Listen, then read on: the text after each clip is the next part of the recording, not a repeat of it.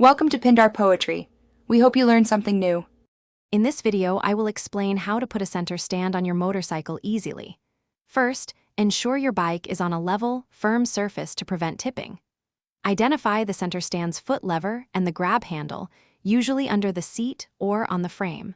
Always wear sturdy footwear for better grip and protection. This preparation is crucial for a safe and successful lift. To begin the lift, stand on the left side of your motorcycle, facing forward. Place your right foot firmly on the center stand's lever, ensuring good contact. Now, with your left hand on the handlebar and your right hand on the grab handle, pull the handle upwards while simultaneously pushing down with your right foot. Use your body weight, not just arm strength, for leverage. As the motorcycle begins to lift, maintain a firm grip on the handlebars to control its balance. Gently rock the bike slightly to ensure both feet of the center stand are fully on the ground and stable.